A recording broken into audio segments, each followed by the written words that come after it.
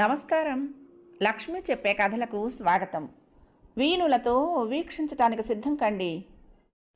ప్రియ సఖులు, ఇప్పుడు మనం శ్రీమతి సుధాలక్ష్మి చిట్టా గారు రచించిన ఆనందమయి ధారావాహిక నుండి 5వ భాగం వినేద్దామండి. ఒకసారి రాముడు అడవిలో ఉండగా ఆయన చూసుకోకుండా తన విల్లు ఒక కప్ప మీద ఆనించి నిలబెట్టాడట. తర్వాత అది చూసుకుని తన తప్పు తెలుసుకుని విల్లు పక్కకు తొలగించి, కప్ప, విల్లు నీ మీద పెడితే బాధపడుతూ నిశ్శబ్దంగా అలాగే ఉన్నావెందుకు? నన్ను పక్కకు తొలగించమని చెప్పలేదేమో అన్నాడట.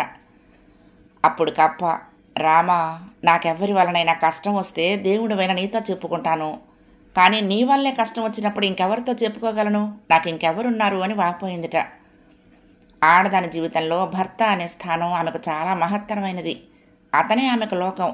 అతని మీదే తన ప్రేమ, ఆశ, అతని మీదే తన కోపము, ఆక్రోశం, రోషం అన్నీ చూపగలిగేది. అతనే ఆమెకు ఆత్మ బంధువు, అంతరాత్మ. అతనే ఆమె భవిష్యత్తు, ధైర్యం, వెరసి అతనే ఆమె జీవితం. సుఖ దుఃఖాలు, రాగద్వేషాలు, సందేహాలు, సంతాపాలు, సమస్యలు, బాధ, సంతోషం, సంబరం అన్నీ పంచుకునేది భర్తతోనే. అలాంటిది భర్తే తనకొక సమస్య అయి అతనే తనను బాధ పెడుతూ ఉంటే ఇంకెవరికి చెప్పుకుంటుంది? ఏమని చెప్పుకుంటుంది? ఒక్కసారిగా సర్వం కోల్పోయిన బాధ, జీవితంలో ఓడిపోయిన భావన, నాకెవ్వరూ లేరన్న అనాథభావం. దాంతో ఇంకా బావురుమని ఏడ్చాను. అతను కొట్టాడని మాత్రమే కాదు నా బాధ, పెళ్లికి ముందు అన్నీ ఒప్పుకొని ఇప్పుడు కాదంటున్నందుకు, నా తమ్ముడి ఉన్నతికి దోహదం చేయటం, సాయం చేయటం అటుంచి దాన్ని భరించలేకపోతున్నందుకు, అవకాశవాదిగా తయారైనందుకు. మీ వాళ్ళు మా వాళ్ళు కాదు, వాళ్ళంతా మనవాళ్ళు అన్న తనేనా ఇప్పుడు నా తమ్ముడు చదువుకు అడ్డం చెప్తున్నది? ఇతని తీరు ఇదే విధంగా ఉంటే నా వాళ్ళని ఇంకేం చూసుకోగలను? తనతో జీవితం అంతా ఎట్లా గడపగలను? ఏం చేయగలను? ఒక రకమైన నిరాశ, నిస్పృహ, భయాందోళనలు పట్టుకున్నాయి నాకు. అలా ఆ సోఫా మీద ఎంతసేపు ఏడుస్తూ కూర్చున్నానో నాకే తెలియదు. ఇవాళకి ఎవరికి తిండి తిప్పలు లేవా ఏమిటి? ఇప్పుడేం కొంప మునిగిపోయిందని అలా ఏడుస్తూ కూర్చున్నావు? మొగుడు అన్నవాడు ఓ మాట అనకూడదా? నువ్వు పాడకూడదా? ఎవరో చచ్చినట్టు అలా ఏడుస్తావేమో శుక్రవారం పొద్దు?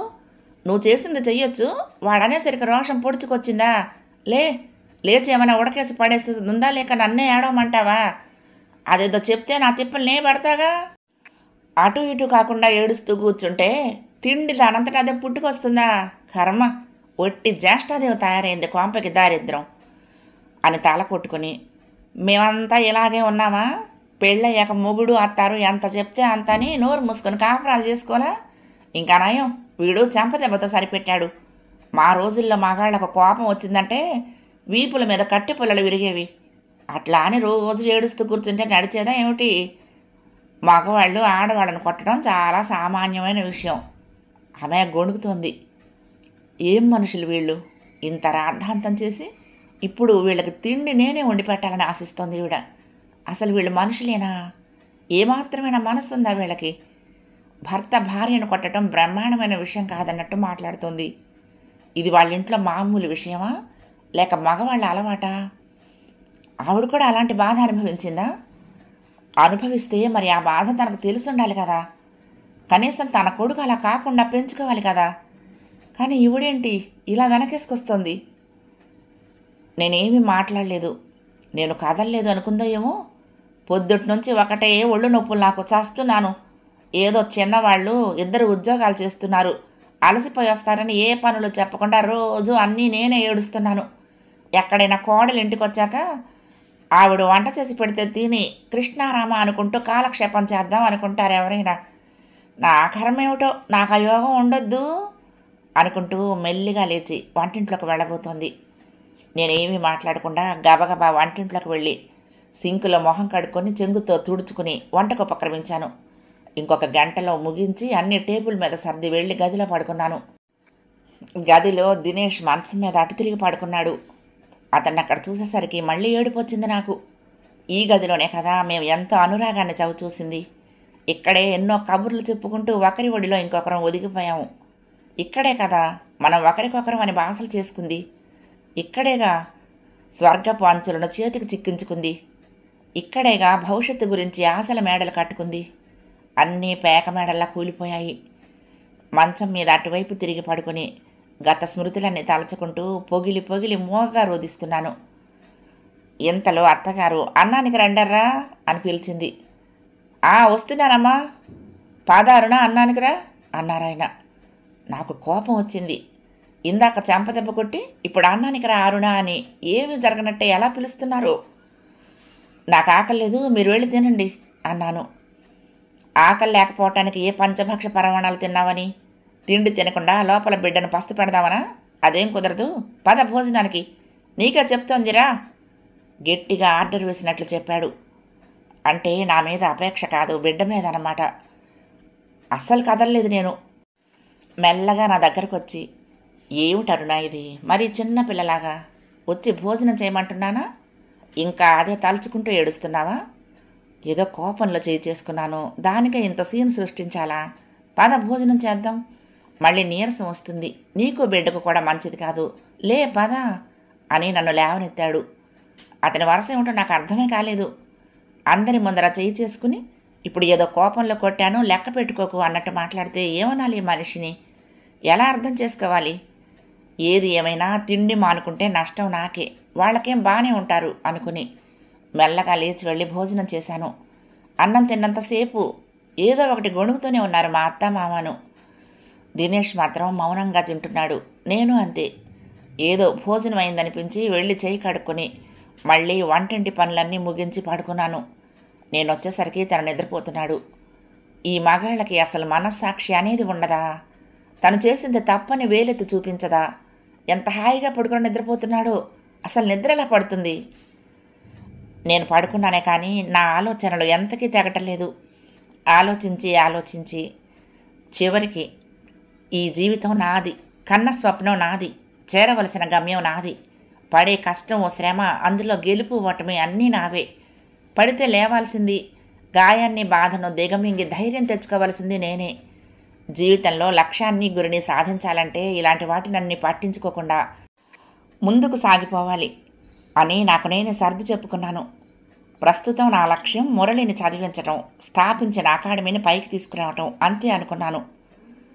ఏమీ జరగనట్లు మామూలుగా ఉండగలిగితే నేను మాత్రం ఉండలేనా? ఇదివరకల్లా వీళ్ళు మా వాళ్ళు, వాళ్ళ కోసం నేను కూడా కష్టపడాలి అనుకునేదాన్ని. ఇప్పుడు వాళ్ళను లెక్క చేయక్కర్లా అని నిర్ణయం చేసుకున్నాను. ఇక నుంచి ఇలాంటివన్నీ పట్టించుకోకూడదు. నా జీతం అంతా నాకే అని పెట్టుకోవాలి. ఒక్క పైసా ఇవ్వను, ఏం చేస్తారో చేసుకొని అనుకున్నాను. ఆ తర్వాత మనసు తేలిక పడింది, తెలియని ధైర్యం వచ్చింది. ఇది వరకల్లా అతని తోడుందని, ఎప్పటికీ ఉంటుందని ఆశించాను. అది లేదని తెలిసాక ఒంటరి పోరాటానికి మనసును సిద్ధం చేసుకున్నాను. ఎవరేమనుకున్నా ఏం చేసినా నా నిర్ణయం మారదు అని గట్టిగా అనుకున్నాక వెంటనే నిద్ర పట్టేసింది. ఆ తర్వాత నుంచి నా తీరంతా మార్చుకున్నాను. ఎంతవరకు అవసరమే అంతవరకే పనిచేయటం, అంతవరకే అందరితో మాట్లాడటం, ముభావంగా ఉంటున్నాను. జరిగిన సంగతి చాలా చిన్న విషయమని, ఆయన నన్ను కొట్టడం చాలా సహజమైన ప్రతిస్పందన అని వాళ్ళు అనుకుంటే అనుకోవచ్చుగాక, కానీ నాకైతే అది పెద్ద గుణపాఠం నేర్పింది. అనవసరంగా అందరూ నా వాళ్ళని అనుకోవటం, వాళ్ళ అవసరాలన్నీ తీర్చటం, వాళ్ళందరూ నా బాధ్యతని అనుకోవటం అంత పిచ్చి పని ఇంకొకటి లేదని తెలియచెప్పింది. మనుషుల అసలు రంగు, వాళ్ళ మనస్తత్వాలు బయటపడ్డాయి. నా జాగ్రత్తలో నేనుండాలని తెలిసొచ్చింది. ఎక్కువసేపు అకాడమీ, పిల్లల చదువులు, వాళ్లకు కఠినమైన ప్రశ్నాపత్రాలను పొందుపరిచి ఇవ్వటం, వాళ్ళు అలాంటి ప్రశ్నాపత్రాలను ఎలా ఏ విధంగా సులువుగా ఎదుర్కోవచ్చో నేర్పించడం లాంటి పనుల్లో బిజీగా ఉంటున్నాను. విశ్వనాథం గారు, పూర్ణ మేడం కూడా నాకు సహాయంగా ఉంటున్నారు. కానీ మా అత్తగారింట్లో నా ముభావత్వం, ఇంటి పనుల్లో శ్రద్ధ చూపించకపోవటం, ఇది వరకులా చురుగ్గా సరదాగా ఉండకపోవటం నచ్చటం లేదు. 2-3 సార్లు మా వారు అడగను కూడా అడిగారు, ఏమిటన్నా ఈ మధ్య అలా ఉంటున్నావు, ఒంట్లో బాగుండటం లేదా అని. నేనేమీ లేదని, బాగానే ఉన్నానని చెప్తూ వస్తున్నాను. కానీ మనసు మన అదుపులో ఉండదు కదా. ఎంత పట్టించుకోవద్దు అనుకున్నా రోజు జరిగే కొన్ని విషయాలు, సంఘటనలు మనసును పాడు చేస్తూ ఉంటాయి. అప్పుడు ఆ ప్రభావం ఒంటి మీద కూడా చూపిస్తూ ఉంటుంది. ఆకలి లేకపోవటం, బలవంతాన తింటే వాంతులవ్వటం, సరిగ్గా నిద్ర పట్టకపోవటం. దాంతో 5వ నెలకే బాగా చిక్కాను. అందువల్ల దినేష్ ఒక 10 రోజులు సెలవు పెట్టి రెస్ట్ తీసుకోమని, లేదా పుట్టింటికి వెళ్ళి కాస్త కోలుకున్నాక రమ్మని 2-3 సార్లు చెప్పాడు. నేను అక్కర్లేదని చెప్పాను. తర్వాత అదే మాట మా అత్తగారు కూడా చాలాసార్లు అన్నారు. ఆవిడకు అదే సమాధానం చెప్పాను. ఆ తర్వాత ఓ ఆదివారం పొద్దున్న 10 గంటలప్పుడు మా నాన్న వచ్చాడు.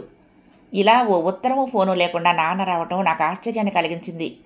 నేను తలుపు తీసి రా నాన్న అని లోపలికి ఆహ్వానించాను. రండన్నయ్య గారు అని మా అత్తగారు ఆహ్వానించింది.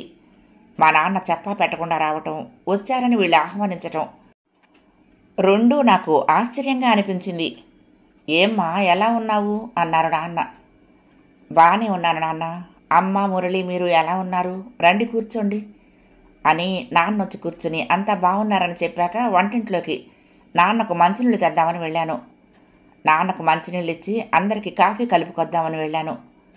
మా అత్తగారు నాన్నతో మాట్లాడుతూ ఉంటే నాకు వంటింట్లోకి వినపడింది. అన్నయ్య గారు నేనెంత చెప్పినా నా మాట వీసమంత కూడా లెక్క చేయదు. ఇక వాడి మాట సరే సరి ముందే ఖాతరు చేయదు. ఏం చేయమంటారు చెప్పండి? చూడండి ఎలా తయారైందో. ఆ ఉద్యోగం కొన్నాళ్ళు సెలవు పెట్టుకుని కుదరని పక్షంలో కనీసం అకాడమీ పనులన్నా ఆపుకుని కొన్నాళ్ళు ఇంటి పట్టున ఉండి రెస్ట్ తీసుకుంటే బాగుంటుందని నా అభిప్రాయం. ఇక్కడ ఉంటే చెయ్యటం నా వల్ల కాకుండా ఉంది. నాకు పెద్దగా ఒంట్లో బాగుండటం లేదు. మీకు తెలిసిందేగా. అందుకనే మీరు కొన్నాళ్ళు తీసుకువెళ్ళి చూసుకుంటే మంచిదని మీకు చెప్పాను. దానికి ఎన్నిసార్లు చెప్పినా కాదంది. అందుకే మిమ్మల్ని పిలిపించాల్సి వచ్చింది. ఇక మీ పిల్ల నొప్పించడం మీ బాధ్యత. నాకు వినపడకుండా చెప్పాలని మెల్లిగానే చెప్పచూసింది. కానీ ఆవిడ గొంతు సహజంగానే పెద్దది. ఎంత తగ్గించి మాట్లాడినా ఇల్లంతా వినపడుతూనే ఉంటుంది. అప్పుడే నాకు అర్థమైంది నన్ను పుట్టింటికి పంపించాలని నన్ను వాళ్లే పిలిచారని. నాకు కూడా కొన్నాళ్ళు వీళ్ళని వదిలి హాయిగా అమ్మ వాళ్ళ ఇంటికి వెళ్ళాలని ఉంది. కానీ అకాడమీని ఏం చేయను? కాలేజీలో అంటే సబ్స్టిట్యూట్ లెక్చరర్ ఉంటారు. అకాడమీలో ఎలా కుదురుతుంది? కొత్తగా వచ్చిన ప్రసాద్ గారు పొద్దున్న చెప్తున్నారు. అది కూడా ఆయన నాకు మళ్ళీ చెప్పటం లేదని చాలామంది సాయంత్రం బ్యాచ్కే వస్తామని అడుగుతున్నారు. ఇప్పటికిప్పుడు ఇంకొకళ్ళని పెట్టుకుంటే సంస్థ రెప్యుటేషన్ దెబ్బతింటుంది. నేనే చెప్పాలి. వేరే గత్యంతరం లేదు. అందుకే వద్దనుకున్నాను. అదీ కాక ఇలా నాన్నను పిలుస్తున్నట్లు ఒక్క మాట కూడా నాతో చెప్పక్కర్లేదా? నా తరపున నిర్ణయాలు కూడా వాళ్లే తీసేసుకుంటారా? అందరికీ కాఫీలు కలుపుకొని వెళ్ళిచ్చాను. నీకేదమ్మా కాఫీ అన్నారు నాన్న. మానేశాను నాన్న. వికారం అనిపించి వాంతి వస్తోంది. అందుకే మానేశాను. పొద్దున్నే పాలు తాగి తర్వాత టిఫిన్ తింటాను. ఇదిగో ఇప్పుడు వంట అయ్యాక ఏకంగా భోజనమే అన్నాను. చాలా చిక్కిపోయావమ్మా. ఈ టైంలో మంచి ఆహారం తీసుకుంటూ విశ్రాంతిగాను ప్రశాంతంగానూ ఉండాలి కదమ్మా. ఇలా అయితే ఎలా చెప్పు అన్నారు. అదేం లేదు నాన్న, బాగానే ఉన్నాను. మొన్న చెక్ చేయించుకున్నప్పుడు కూడా డాక్టర్ అన్నీ బాగానే ఉన్నాయని చెప్పారు అన్నాను. అది అలాగే అంటుంది, చూస్తే తెలియటల్లా. విడిగా డాక్టర్ చెప్పేదేమిటి? కడుపుతో ఉన్న పిల్ల ఎంత నేవళంగా ఉండాలి. సరిగ్గా తినదు, రెస్టు లేదు. మీరే చూడండి అన్నయ్య గారు. పోయినసారి మీరు వచ్చినప్పుడు ఎలా ఉంది, ఇప్పుడు ఎలా ఉంది అంది అత్తగారు. ఈవిడ బాధ ఏమిటో నాకు అర్థం కాలేదు. కాసేపు ప్రేమ వలకబోస్తుంది. చిన్న పిల్లలను గదమాయించి చెప్పినట్లు చెప్తుంది, పెడుతుంది. తినకపోతే బలవంతం చేసి తినిపిస్తుంది. మళ్ళీ ఒక్కోసారి శత్రువును చూసినట్లు చూస్తుంది. దెప్పుతూ మాట్లాడుతుంది. కళ్ళమ్మట నీళ్లు వచ్చేటట్టు కసురుతుంది. నేనేం మాట్లాడలేదు. దినేష్ చూస్తూ కూర్చున్నాడు కానీ అవునని కాదని చెప్పలేదు. మామగారు సరే సరి మళ్ళీ నాన్నే అన్నాడు. అందుకే కొన్ని రోజులు నాతో మన ఇంటికి రామ్మా. కొన్నాళ్ళ పాటు అక్కడుంటే కాస్త తీరుకుందు కానీ. లేదు నాన్న, ఇప్పుడు కుదరదు. నాకు సెలవులు లేవు. తర్వాత 3 నెలలు ఎలాగో మెటర్నిటీ లీవ్ పెట్టాలి. ఇప్పటి నుంచే లీవ్ పెట్టడం అంటే కష్టం. పిల్లల పరీక్షలు కూడా ఉంటాయి. అదీగాక ఇక్కడ మా అకాడమీ కూడా చూసుకోవాలి. మెటర్నిటీ లీవ్లోనే ఎలా కవర్ చేయాలా అని చూస్తున్నాను. అప్పటి సిలబస్ కూడా తొందరగా కంప్లీట్ చేస్తే వాళ్ళకు మంచిది. ఆ తర్వాత నేను లీవ్ తీసుకున్నా వాళ్ళకేమీ ఇబ్బంది ఉండదు అన్నాను. అప్పుడు నోరు విప్పాడు దినేష్. ఇంకా నయం, ప్రపంచమంతా నీ వల్ల నడుస్తుంది అనలా.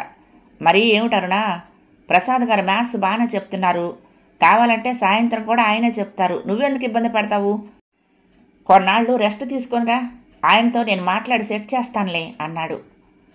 చూద్దాంలేండి, ఆయనతో మాట్లాడిన తర్వాత చూద్దాం. అసలే ఆయన సరిగ్గా చెప్పటం లేదని పిల్లల కంప్లైంట్స్ కూడాను అన్నాను. వాళ్ళు అలాగే అంటారు. ఆయన సరిగ్గా చెప్పకపోవటం ఏంటి? మా కాలేజీలో ఎంత మంచి పేరుంది ఆయనకు. కావాలంటే ఇప్పుడే మాట్లాడతాను. తలుచుకోవాలే కానీ అవ్వని పనులుంటాయా అన్నాడు. అనటమే తడువు. ప్రసాద్ గారికి ఫోన్ కూడా చేశాడు. ఎందుకింత పట్టుబడుతున్నారో అందరూ నాకు అర్థం కావటం లేదు. అవతల ప్రసాద్ గారు ఫోన్ ఎత్తగానే గబగబా నాకు ఒంట్లో బాగోలేదని, పుట్టింటికి వెళ్తున్నానని, సాయంత్రం పూట నాకు సంబంధించిన క్లాసులు ఆయన తీసుకోవలసి వస్తుందని చెప్పాడు దినేష్. నేనేదో చెప్పబోతుంటే కూడా ఆగమని నాకు చేయి చూపించి ఆయనకు మర్నాటి నుంచే క్లాసులు తీసుకోమని చెప్పటం, అవతల ప్రసాద్ గారు ఒప్పుకోవటం కూడా చిటికలో అయిపోయింది. ఇప్పుడు ఓకే కదా, ఇంకా సాయంత్రం బయలుదేరు. మావయ్య గారికి కూడా ఎక్కువ సెలవులు లేవుట. నిన్ను తీసుకువెళ్దామని ప్రత్యేకంగా ఆదివారం వచ్చారట. కొన్నాళ్ళు రెస్ట్ తీసుకుంటే కొంచెం బెటర్గా ఉంటుంది అన్నాడు. అది కాదండి, కాలేజీ అని ఏదో చెప్పబోయాను. కాలేజీ ఎక్కడికే పోదు, నీది గవర్నమెంట్ జాబ్, అంత ఈజీగా తీసేస్తారా ఏంటి? సిక్కు లీవో ఇంకోటో పెట్టు. గవర్నమెంట్ సంవత్సరానికి 30 రోజులు లీవ్ ఇవ్వనే ఇస్తుంది. నువ్వెప్పుడు పెట్టనే లేదు, అవి ఇప్పుడు వాడుకో, ఎందుకు ఇబ్బంది పడటం అన్నాడు. నాకేం జరుగుతుందో అర్థం కావటం లేదు. అందరూ ఇంతగా చెప్తున్నారంటే నీ మీద ఎంత ప్రేమ లేకపోతే ఇలా చెప్తారమ్మా. నువ్విక ఆలస్యం చేయకుండా బట్టలు సర్దుకో. సాయంత్రం ట్రైన్కి నీకు నాకు టికెట్లు తీసుకునే వచ్చాను, బయలుదేరదాం సరేనా అన్నారు నాన్న. ఏం చెప్పాలో తెలియక తల ఊపి లోపలికి వెళ్ళి మధ్యాహ్నం వంట మొదలు పెడదామనుకున్నాను. నాన్న స్నానం చేయడానికి వెళ్ళారు. మా అత్తగారు, మావగారు, మావారు ఆదివారం ఈనాడు పేపర్ తల మొక్క పుచ్చుకొని చదువుతూ కూర్చున్నారు. నా ప్రమేయం లేకుండానే ఏదో మంత్రించినట్లుగా అన్నీ సర్దుకుని ఈ అనుకోని పుట్టింటి ప్రయాణానికి సిద్ధమయ్యాను. కానీ మెదడులో అన్ని ఆలోచనలే మజ్జిగ కవ్వంతో మధించినట్లు మనసులో ఏదో అలజడి. వెళ్ళేది పుట్టింటికే, నాకు ఇష్టమైన చోటే, ఎప్పటినుంచో వెళ్ళి కాస్త విశ్రాంతి తీసుకోవాలనుకుంటున్న ప్రదేశమే. అయినా ఏదో కలత. నిన్ననే అకాడమీలో పేపర్ సెట్ చేశాను. వీకెండ్కు పరీక్ష ఉంటుంది. సమ్స్ అన్నీ ప్రాక్టీస్ చేయమని చెప్పాను. ఇవాళ నుంచి పేపర్ సిద్ధం చేయాలని అనుకున్నాను కూడా. కాలేజీలో కూడా పూర్తి చేయాల్సిన సిలబస్ చాలా ఉంది.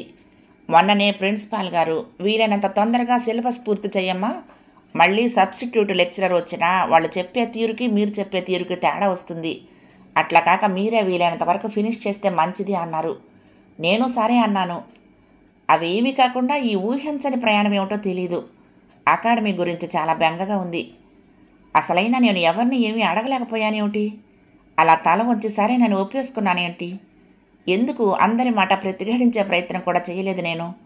ప్రొద్దుటి నుంచి ఎవరో వెంట తరుముతున్నట్లు నా తరపున అన్ని నిర్ణయాలు వాళ్లే తీసేసుకుని ఇలా నాటకీయంగా ఆ ఇంటి నుంచి తరుముతున్నట్లు అనిపించినా ఎందుకు గట్టిగా మాట్లాడి ఇప్పుడు నేను రాను అని చెప్పటం కానీ, నా ప్రాధాన్యతలు వేరు, అవి నెరవేర్చుకోవలసిన బాధ్యత నాది అని చెప్పటం కానీ ఎందుకు చేయలేకపోయాను? అసలైతే గట్టిగా అరిచి ఏం జరుగుతోంది ఇక్కడ అని అడగాలనుంది, కానీ నోరెందుకు పెగల్లేదు? నా వరస నాకే విచిత్రంగా ఉంది. బహుశా నా ఆరోగ్యం, శరీరం సరిగ్గా సహకరించట్లేదనా, లేక ఏదైతే అదే అవుతుంది? ప్రస్తుతం వెళ్ళి కొన్ని రోజులు రెస్ట్ తీసుకుందామని నా మనసు బలంగా కోరుకుంటుందా? ఏమీ అంత చిక్కడం లేదు. ఒక లీవ్ లెటర్ రాసి ప్రిన్సిపల్ సార్కి ఇమ్మని దినేష్ చేతికిచ్చాను. సాయంత్రం భోజనం చేసి బయలుదేరాం. ఎన్నడూ లేనిది దినేష్ నన్ను దిగబెట్టడానికి వచ్చాడు. మేము రైలుకి కూర్చున్నాక 100 జాగ్రత్తలు చెప్పి వెళ్ళాక ఫోన్ చేయమని, ఆరోగ్యం జాగ్రత్తగా చూసుకోమని, ఇక్కడ ఎవరి గురించి దేని గురించి బెంగపడొద్దని, అన్నీ తను మేనేజ్ చేస్తానని చెప్పి వెళ్ళాడు. ఆ మాత్రం ప్రేమ చూపించినందుకే నాన్న ఉబ్బి తబ్బిబ్బైపోయారు. అల్లుడు బంగారం అనుకున్నారల్లే ఉంది. సంతోషంతో నాన్న ముఖం వెలిగిపోయింది. నాకు మనసులో ఒక మూల పిసరంతా ఇంకా నా మీద ఆయన ప్రేమగానే ఉన్నారనే ఆశ కలిగింది.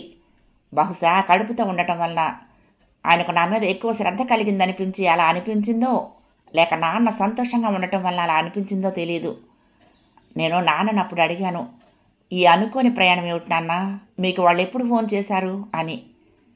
నాకు తెలియదమ్మా, అమ్మకి ఆవిడ ఓ వారం 10 రోజులుగా చెప్తూనే ఉందిట, మీ అమ్మాయి సరిగ్గా తినటం లేదు, ఆరోగ్యం సరిగ్గా చూసుకోవటం లేదు, ఎప్పుడు స్టూడెంట్స్ వాళ్ళ చదువులు అంటూ ఆ పనిలోనే ఉంటుంది, కొంచెం మీరైనా చెప్పండి అని. అమ్మ కూడా నీకు ఫోన్ చేసినప్పుడు చెప్తూనే ఉంది కదా ఆరోగ్యం చూసుకోమని. కానీ ఈ మధ్య నీకు అస్సలు బాగుండటం లేదని, నువ్వేమో చెప్పిన మాట వినకుండా ఇంటా బయట కూడా శ్రమ పడుతున్నావని, కనీసం ఒక 10 రోజుల పాటు మీరు మీ ఇంటికి తీసుకువెళ్ళైనా జాగ్రత్తగా చూసుకోమని చెప్పిందిట. అమ్మ ఊరుకుంటుందా? నన్ను పురమాయించింది. కానీ నాకు కాలేజీ పనులతో సరిపోవటం లేదు. పిల్లల పరీక్షలు అవి నడుస్తున్నాయి కదా, అందుకని ఈరోజు వచ్చాను. పైగా ఈరోజు మంచి రోజు. మళ్ళీ ఇంకోసారి అంటే నాకు కుదరొచ్చు కుదరకపోవచ్చమ్మా, అందుకని వచ్చేసాను. కానీ వాళ్ళు నీకు చెప్పలేదని నాకు తెలియదు తల్లి అన్నారు నాన్న. సరేనని ఊరుకున్నాను. అప్పటినుంచి నాన్న మా అత్తగారిని, దినేష్ని నా పట్ల శ్రద్ధ చూపిస్తున్నందుకు, నన్ను ప్రేమగా చూసుకుంటున్నందుకు తెగ పొగట్టడం మొదలుపెట్టారు. నాన్న సంతోషం చూసి నేను ఏమీ అనలేక ఊరుకున్నాను. మర్నాడు ఇంటికి చేరేసరికి అమ్మ మా కోసం ఎదురు చూస్తోంది. మురళి ఇంట్లో లేడు, కాలేజీకి వెళ్ళినట్లున్నాడు.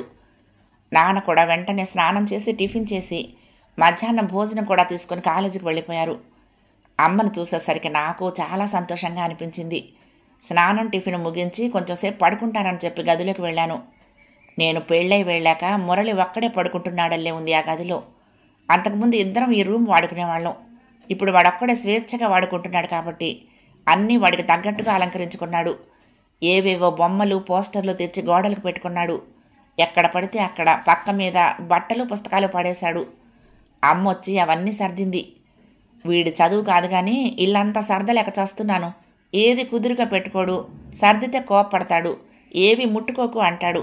పోనీ వాడే కుదురుగా పెట్టుకుంటాడా అంటే అది లేదు, ప్రతిదానికి టైం లేదంటాడు. ఇప్పుడే ఇలా ఉంటే ఇంకా 4 ఏళ్ళు ఎలా నడుస్తుందో తెలియదమ్మా. ఉండు, ఇవన్నీ పక్కకు పెడతా, ఇక్కడ కాసేపు పడుకో అని చెప్పి వంటింట్లోకి వెళ్ళింది. నేను ఆ మంచం మీద వాలాను. ఎన్నో రోజుల తర్వాత ప్రశాంతంగా పడుకొని నిద్రపోయాను. మళ్ళీ అమ్మే వచ్చి భోజనానికి పిలిచేదాకా నిద్రపోతూనే ఉన్నాను. చాలా రోజుల తర్వాత తృప్తిగా అమ్మ చేతి భోజనం చేశాను. అన్నాలు తిన్న తర్వాత నా దగ్గర కూర్చుని అమ్మ అత్తారిల్లు గురించి అడిగింది. బొత్తిగా చిక్కిపోయావమ్మా, ఆరోగ్యం సరిగ్గా చూసుకోవద్దు. మీ అత్తగారు కూడా ఎంత బెంగపడిందో, ఎంత గాబరా పడ్డారో. నాకు ఫోన్ చేసి బాధపడ్డారు. ఆవిడకి ఓపిక తగ్గిందిట. ఇంట్లో చాకరీ చేయలేకుండా ఉన్నానని చెప్పి వాపోయింది. నువ్వు అకాడమిక్ గొడవలో పడి బొత్తిగా ఇల్లు పట్టకుండా ఉన్నావని అంది. నాకు బాధగా అనిపించింది. ఒంట్లో బాగుండకుండా కూడా ఇలా ఎందుకు లేనిపోని చాకరీలు పెట్టుకోవటం, ఒకచోట చేస్తున్నావు చాలు కదమ్మా అంది అమ్మ. నాకు పూర్తిగా అర్థమైంది. వాళ్ళు అమ్మ వాళ్ళ ముందు నన్ను ఏ స్థాయిలో దింపేశారో. అక్కడికి నేనే కావాలని మొండిగా వాళ్ళ మాట వినకుండా, ఆరోగ్యం కూడా లెక్క చేయకుండా, పుట్టబోయే బిడ్డ కంటే అకాడమీనే ముఖ్యంగా, అదే లక్ష్యంగా పగలు రాత్రి కష్టపడి పనిచేస్తున్నానని అమ్మ వాళ్ళకి నా మీద బాగా ఎక్కించినట్లున్నారు. అమ్మా, నాకు వచ్చింది కడుపా లేక ఏదైనా రోగమా? రెస్ట్ తీసుకుంటూ కూర్చోవటానికి జస్ట్ వేవిళ్ళు అంతే కదా, దానికంత రాద్ధాంతం అవసరమా? ఇప్పుడు 4 రోజులు రెస్ట్ తీసుకుంటే అయిపోతుందా? ఇంకా 4 నెలలు మొయ్యాలి నేను. మొన్న డాక్టర్ కూడా అంతా బాగానే ఉంది, వేవిళ్ళు ఇంకో నెల పోతే తగ్గుతాయని కూడా చెప్పింది. దానికి అక్కర్లేని గొడవ చేసి అన్నిటికీ కారణం నేను పెట్టిన అకాడమీ అన్నట్టు మాట్లాడుతున్నారు వాళ్ళు. అవన్నీ మీరు నమ్ముతున్నారు. అన్నీ బాగుంటే నాకేం దురద ఇలాంటివి పెట్టుకొని కష్టపడటానికి? డబ్బు కావాలి కానీ దానికి మూలమైన వాటిని నిర్లక్ష్యం చేస్తే ఎక్కడి నుంచి వస్తుంది డబ్బు? నాకు దినేష్కి కలిసి బోలెడు అప్పులు ఏడిశాయి. పోనీ ఖర్చులు తగ్గించుకుంటారా అంటే అది లేదు. పైగా నేను నా జీతం ఇక్కడ ఇస్తున్నానని కడుపు మంట. అందుకే అదనపు ఆదాయం ఉంటుందని ఆ అకాడమీ పెట్టాను. అప్పుడు సరేనన్నారు, డబ్బులు వస్తున్నాయి కదా అని. దాన్ని కష్టపడి నేను మాస్టారు మేడం గారు కలిసి పైకి తీసుకొచ్చాము. అందుకేగా ఈసారి అనుకోని విధంగా అడ్మిషన్లు జరిగాయి. బోలెడు డబ్బు వచ్చింది కూడాను. ఇటు నేను మురళికి సీటు తెప్పించుకోగలిగాను. అటు దినేష్ వాళ్ళ అక్క పెళ్లికి మా పెళ్లికి చేసిన అప్పులు తీర్చుకున్నాడు. ఏరు దాటాక తెప్ప తగలేసినట్లు ఇప్పుడు అమాంతంగా నేను వదిలేస్తే పిల్లల గతి ఏం కాను?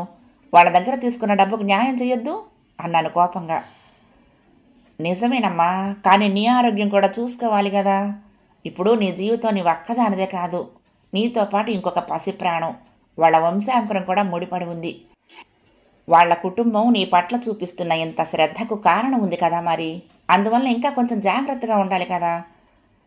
వాళ్లకు నీ జీతం ఇక్కడ ఇవ్వటం ఇష్టం లేకపోతే ఇవ్వటం ఎందుకు చెప్పు అరుణా? వాళ్లకు కడుపు మంట అంటే ఉండదా? ఆడపిల్లకు పెళ్ళయ్యాక అత్తారిల్లే అంతా. ఎవరికైనా కోడలు తీసుకువెళ్ళి వాళ్ళ సొమ్ము పుట్టింటికి దోచిపెడుతోందంటే చూస్తూ ఊరుకుంటారా చెప్పు? అల్లుడు గారు అత్తమామ కూడా ఒప్పుకున్నారని నువ్వంటే సరేననుకున్నాము, లేకపోతే ససేమిరా వద్దని చెప్పేవాళ్ళం. అదీగాక మురళిని అనవసరంగా ఇంజనీరింగ్లో చేర్పించావు. అందువల్ల ఖర్చు పెరిగి అవసరానికి నీ దగ్గర డబ్బులు తీసుకోక తప్పలేదు మాకు. వాడు కనుక అక్కడ చేరుండకపోతే మా తిప్పలేవో మేం పడి వాడిని ఏ డిగ్రీనా చదివించేవాళ్ళం. ఏదో ఒక ఉద్యోగం చేసుకుని బ్రతికేవాడు. అందరూ ఇంజనీర్లే అవుతున్నారా? లేక ఇంజనీర్ కాకపోతే బ్రతకలేరా? మా మూలంగా అనవసరంగా మీ ఇంట్లో గొడవలు వస్తున్నాయి అంది అమ్మ. నిజంగా పెళ్లికి ముందు ఒప్పుకున్నాడమ్మా, నీ మీదొట్టు. ఇప్పుడేమో ఇంజనీరింగ్ చదివిస్తావనుకోలేదు, ఏ డిగ్రీనో చేసి ఎక్కడన్నా ఉద్యోగం చూసుకుంటాడనుకున్నాను అంటున్నాడు. అంటే వాడికి ఇంజనీరింగ్ చదివే హక్కు లేదా? చక్కగా చదువుకుంటాడు వాడు. వాడికి మంచి భవిష్యత్తు ఉంది. అలాంటప్పుడు అక్కగా ఆ మాత్రం సాయం నేను చేయకూడదా? పైగా నేను కష్టపడి సంపాదించిన నా సొమ్ము ఇచ్చాను కానీ వాళ్ళది ఒక్క రూపాయి కూడా తీసుకోలేదు. అదీగాక తనకు చెప్పకుండా 25,000 తీసుకువెళ్ళి వీడికి డొనేషన్ కట్టానని పెద్ద రాద్ధాంతం చేసి నన్ను చెంపదెబ్బ కొట్టాడు కూడా. అప్పుడు వాళ్ళ అమ్మ నాన్న కూడా ఏమీ అనకపోగా ఆయనకు వత్తాసు పలికారు. పైగా పెళ్ళాన్ని కొట్టడం పెద్ద విషయం కాదుట, అది సహజమట. ఏం చేయాలమ్మా అలాంటి వాళ్ళను? గద్గదమైన స్వరంతో కళ్ళల్లో నీళ్లు తిరుగుతూ ఉండగా మొత్తం జరిగిందంతా చెప్పాను. అమ్మ నా దగ్గరకు వచ్చి నుంచుని నా తల నిమిరింది. పిచ్చి పిల్ల, బాధపడకు, కళ్ళు తుడుచుకో. నా గడ్డం పట్టుకుని పైకెత్తి నా కళ్ళు తుడుస్తూ నా కళ్ళల్లోకి చూసింది. చూడమ్మా, నువ్వు చదువుకుని ఉండొచ్చు, సంపాదిస్తూ ఉండొచ్చు, కానీ నువ్వు ఆడపిల్లవన్న నిజం మర్చిపోతే ఎలా? ఆడపిల్లకు పెళ్ళయ్యాక సమస్తం అత్తవారే. నీకంటూ ప్రత్యేకత ఏమీ ఉండదు. నీ చదువు సంధ్యలు ఎందుకు పనికిరావు. నువ్వు సంపాదించే సంపాదన నీది కాదు. నువ్వు పైసా ఖర్చు పెట్టాలన్నా వారి అనుమతి కావాల్సి ఉంటుంది. ఆడపిల్లల జీవితాలు అంతేనమ్మా. అసలు నువ్వు అల్లుడికి చెప్పకుండా ఎందుకు అంత డబ్బు తెచ్చిచ్చావు? అతనికి చెప్పి ఒప్పించి చేయాల్సింది, కాదంటే ఊరుకోవాల్సింది. ఎందుకమ్మా అంతదాకా తెచ్చుకున్నావు అంది. ఏంటమ్మా నువ్వు కూడా అలా మాట్లాడతావు? పెళ్లి చేసుకుంటే ఆడపిల్లలు తల్లిదండ్రుల్ని మర్చిపోవాలా? వాళ్ల పట్ల తను ఏ బాధ్యత లేకుండా చేతులు దులిపేసుకోవాలా? నా అస్తిత్వాన్ని పోగొట్టుకుని వాళ్ళింటి కుక్కలా బ్రతికేట్లు చేసే ఈ పెళ్ళి అవసరమా అమ్మా నాకు? ఏదో నా ఉద్యోగం నేను చేసుకుంటున్నాను, నా కుటుంబాన్ని పోషించుకుంటున్నాను, అది చాలదా? ఈ అక్కర్లేని ఏమాత్రం నాకు పనికిరాని ఈ బంధం దేనికమ్మా? దీనివల్ల వాళ్ళు లాభపడ్డారు కానీ నాకేం ఒరిగింది? ఎందుకు చేశారమ్మా నాకు ఈ పెళ్ళి? గట్టిగా అరిచినట్టే మాట్లాడుతూ అమ్మను అలాగే కౌగిలించుకొని ఏడ్చేశాను. ఏమిటి దరుణా, మరీ చిన్నపిల్ల కంటే కన్నా కష్టంగా ఉన్నావు? ఏడవకు. ఆడపిల్లకు పెళ్ళి కాకపోతే ఎట్లా? నాన్న నేను ఎన్ని రోజులుంటావు నీతో? మురళికి వాడి జీవితం వాడికి ఉంటుంది. నీకంటూ ఒక సంసారం, ఒక కుటుంబం అక్కర్లేదా? నీకంటూ ఒక తోడు ఉండక్కర్లా? పెళ్ళైన మొదట్లో ఇలాంటి ఘర్షణలు సహజమేనమ్మా. మెల్లిమెల్లిగా అన్నీ సర్దుకుంటాయి. అంత కోపం ఉన్నవాళ్ళైతే నీ ఆరోగ్యం గురించి అంతగా ఆరాటపడతారా చెప్పు? పిల్లలు పుడితే ఈ గొడవలన్నీ సర్దుకుంటాయి. గొడవ డబ్బు గురించే అయితే అతనికి చెప్పకుండా అంత డబ్బు మాకిచ్చినందుకు ఒకసారి సారీ చెప్పేసేయి. వీలైతే డబ్బు తిరిగి ఇవ్వడానికి నాన్న ప్రయత్నం చేస్తారు. డబ్బుల గురించి సంసారంలో కలతలు తెచ్చుకోవటం మంచిది కాదమ్మా. ఒకసారి తగ్గితే నీకు కిరీటం పడిపోదు. సంసారం అన్నాక ఎవరో ఒకరు సర్దుకోవాలి. లౌక్యంగా పరిస్థితులు సానుకూలపరచుకోవాలి. తెలివిగా పనులు చక్కబెట్టుకోవాలి. అంతేగాని అల్లరి కాకూడదు అంది. నేను చెప్పకూడదని చెప్పకుండా ఉండలేదమ్మా. అతనికి ముందే చెప్పాను, మురళి చేతికొచ్చేదాకా వాడి బాధ్యత నాది అని. కానీ ప్రతి పైసా ఆయనకు చెప్పే చేయాలని నాకు తెలీదు. అంతకుముందు వాడికి ఫీజులు అవి కట్టినప్పుడు కూడా ఎప్పుడూ నేను ఆయనకు చెప్పనే లేదు, ఆయన నన్ను అడగనూ లేదు. ఇప్పుడు కొత్తగా చెప్పి చేయాలని ఎలా అనుకుంటాను? అదీగాక తను అప్పుడేదో పనుల్లో బిజీగా ఉన్నాడు. నేను అనుకోకుండా ఇక్కడికి వస్తూ ఏకంగా వాడి కోసం అవసరమైతే ఉంటుందని డబ్బు తెచ్చాను. అవసరం వచ్చింది, కట్టాను, అంతే. మొన్న మధ్య మీరు వచ్చినప్పుడు మురళి చెప్తే వాళ్ళకు తెలిసిందిట అన్నాను నేను. హార్ని, ఇది వాడు చేసిన పనా? ఎక్కడ ఎవరితో ఏం మాట్లాడాలో వాడికి తెలిసి ఆడవదు అంది అమ్మ. వాడు చెప్పాడని కాదమ్మా, అసలు నా తప్పు లేనిది నా మీద చేయి చేసుకోవటం తన తప్పు కాదా? పెళ్లికి ముందు ఒక మాట, తర్వాత ఒక మాట మాట్లాడటం మన కుత్సితత్వానికి ఉదాహరణ కాదా? ఇంకా ఆ మనిషితో జీవితం ఎలా సాగిస్తాను? పైగా వాళ్ళు ఇష్టం వచ్చినట్లు నా పుట్టింటి వాళ్ళని పట్టుకొని మాట్లాడితే నాకు కోపం రాదా? ఇవన్నీ నాకు అవసరమా? కోపంగా కళ్ళు తుడుచుకుంటూ అన్నాను. బాగుందరునా, చిన్న చిన్న విషయాలకే ఇలా బంధాలు తెంచుకుంటూ పోతే ప్రపంచంలో ఏ సంసారము సాగదు. పైగా పెళ్ళై 2 ఏళ్ళు కూడా పూర్తి కాలేదు. అప్పుడే ఏమిటా మాటలు? ఆడవాళ్ళకి ఇలాంటి తెగింపు మాటలు మంచిది కాదు. అసలు సమస్య మీ మధ్య మూడో మనిషి చొరబట్టం. అది మేము కావచ్చు, మీ అత్తగారు మామగారు కావచ్చు, మీ ఆడపడుచు, మన మురళి, ఎవరైనా కావచ్చు. మూడో మనిషి ప్రసక్తి లేకుండా ఉంటే మీ మధ్య గొడవలే ఉండవు. ఒకసారి ఆలోచించు. మాకు డబ్బు ఇచ్చిన సమస్య కాకుండా మీ మధ్య వేరే గొడవలు ఏమైనా ఉన్నాయా? ఒకదానికొకటి తయారై మీ అత్తగారు కల్పించుకోవటం, నువ్వు వాళ్ళ అమ్మాయి గురించి మాట్లాడటం, చివరికి మాట పెరిగి చంపదెబ్బ దాకా వచ్చింది. సమస్య ఏదైనా మీ ఇద్దరి మధ్య మూడో మనిషి లేనప్పుడు తెలివిగా మాట్లాడుకుని సానుకూలపరుచుకుంటే అన్ని సమస్యలకు సమాధానాలు దొరుకుతాయి. మగవాళ్ళు సమయానికి అనుకూలంగా 1,00,000 మాట్లాడతారు. ఇచ్చిన ప్రతి మాట అందరూ నిలబెట్టుకుంటారా ఏమిటి? అదీగాక సహజంగానే మగవారికి సహనం తక్కువ, ఆవేశం ఎక్కువ. మనమే కొంచెం తగ్గి తగిన సమయం చూసుకొని మాట్లాడి దారిలోకి తెచ్చుకోవాలి. కానీ ప్రతిదానికి తెగతింపుల దాకా వెళ్తే ఎలా అమ్మా? ఆడపిల్లంటే ఎంత సహనంగా ఉండాలి, భూదేవంత ఓర్పు ఉండాలంటారు పెద్దలు. ఏదో సర్ది చెప్పుకుని మెల్లగా వాళ్ళను నీ వాళ్ళగా మార్చుకోవాలి. మొదట్లో ఇలాంటివన్నీ మామూలే తల్లి, చెప్తున్నాను కదా, నువ్వే కొంచెం సర్దుకో. తర్వాత ఇంకో విషయం, ఇప్పుడు ఈ సమస్యలన్నీ మన మధ్యనే ఉండని నాన్నకు చెప్పకు, అనవసరంగా బాధపడతారు, సరేనా? లేచి మొహం కడుక్కో, కాస్త టీ పెట్టుకొస్తాం, నాన్న వచ్చే టైం కూడా అవుతుంది, పద లేచిరా అని వెళ్ళిపోయింది. అమ్మ ఏదో ధైర్యం చెప్తోంది. నాకు బాసటగా ఉంటుందనుకుంటే ఇలా చెప్తుంది ఏమిటి? నిజంగానే తప్పు నాదా? నేనే కొంచెం సర్దుకుంటే పరిస్థితి ఇంతవరకు వచ్చేది కాదా? ఆలోచించుకుంటూ లేచి మొహం కడుక్కుందామని వెళ్ళాను. సాయంత్రం మురళి వచ్చాడు. ఎలా చదువుతున్నామని అడిగాను. బాగానే చదువుతున్నట్లు చెప్పాడు. నాన్న వచ్చాక అందరం కబుర్లు చెప్పుకుంటూ జోక్స్ వేసుకుంటూ కాలక్షేపం చేశాం. 2 రోజులు పోయాక అమ్మ నన్ను దగ్గరలో తెలిసిన డాక్టర్ దగ్గరకు తీసుకువెళ్ళింది. పరీక్షలు స్కానింగ్ చేసి అంతా బాగానే ఉందని చెప్పి కొన్ని ఐరన్ ట్యాబ్లెట్లు, కాల్షియం ట్యాబ్లెట్లు ఇచ్చింది డాక్టర్. పాలల్లో కలుపుకొని తాగమని ఒక టానిక్ రాసిచ్చింది. వేవిళ్ళు ఇంకొక 10 రోజుల్లో తగ్గుతాయని, 5 నెలల దాకా వేవిళ్ళు రావటం సహజమని చెప్పింది. వాళ్ళ ఆయనకు వాళ్ళ అత్తగారికి కంగారండి. ఒకటే బాధపడింది ఆవిడ. మమ్మల్ని తీసుకువెళ్ళి 4 రోజులు కోలుకున్నాక దింపమంటే తీసుకొచ్చాము అంది అమ్మ. డాక్టర్ నవ్వింది. అంత ప్రేమగా చూసుకునే వాళ్ళు దొరకటం మీ అదృష్టం అంది. తర్వాత మందులు కొనుక్కొని వచ్చేసాము. 4 రోజులు గడిచాయి. నాకు ఇంట్లో ఉంటే పిచ్చెక్కినట్లుంటోంది. నేను అమ్మతో, అమ్మ నేను రేపు బయలుదేరి వెళ్తాను, వచ్చి అప్పుడే వారం పైన అవుతోంది, ఊరికే కూర్చుంటే తోచటం లేదు, అక్కడ ఓపికన్నప్పుడే వెళ్తాను, లేదంటే ఇంట్లో రెస్ట్ తీసుకుంటాను, అనవసరంగా హైరాణ పడను, ఒట్టు, ఇక్కడ కూర్చుని అనవసరంగా టైం వేస్ట్ అవుతోంది అనిపిస్తోంది అన్నాను. సరే నీ ఇష్టం, మీ వాళ్ళకు ఫోన్ చేసి వాళ్ళు ఒప్పుకుంటూనే వెళ్ళు, అనవసరంగా లేనిపోని గొడవలు ఎందుకు, ఒకసారి మీ వారికి ఫోన్ చేసి చెప్పి మరీ వెళ్ళు అంది. ఇది మరీ బాగుంది, అడుగడుక్కి పర్మిషన్ అంటే ఎలా అనిపించింది. సరేలే, సాయంత్రం ఆయన వచ్చాక ఫోన్ చేస్తానులే అని చెప్పాను. మధ్యాహ్నం 1 గంట వేళకు నాకు మా కాలేజీ నుండి ఫోన్ వచ్చింది. ఫోన్ ఎత్తాను. హలో, నేను విశ్వనాథాన్ని మాట్లాడుతున్నానమ్మా, ఎలా ఉన్నావమ్మా అన్నారు విశ్వనాథం మాస్టారు. హలో మాస్టారు, ఎలా ఉన్నారు? నేను బాగానే ఉన్నానండి. అందరూ ఎలా ఉన్నారు? పిల్లలు ఎలా చదువుతున్నారు అన్నాను నేను. ఆయనకు చెప్పకుండా వచ్చినందుకు సిగ్గుగా ఉంది. అందరూ బాగానే ఉన్నారమ్మా, మీకే ఏదో ఒంట్లో బాగోలేదని అందుకని రిజైన్ చేస్తున్నట్లు దినేష్ సార్ చెప్పారు. ఏమైందా అని కనుక్కుందామని 4 రోజులుగా అనుకుంటున్నాను. ఏది కుదిరి ఆడవటం లేదు. బోలెడు పనులు, క్లాసులు, వాటితోనే సరిపోతోంది. అసలు 24 గంటలు సరిపోవటం లేదంటే నమ్మండి అన్నారు. నాకు ఆశ్చర్యం కలిగింది. నేను రిజైన్ చేయటం ఏమిటా అని. 5వ భాగం సమాప్తం. ప్రియ సఖులు, ఈ కథ మీకు నచ్చితే తప్పకుండా లైక్ చేయండి, షేర్ చేయండి, కామెంట్ చేయండి, సబ్స్క్రైబ్ చేసుకుని నన్ను ఎంకరేజ్ చేయండి. ఉంటానండి.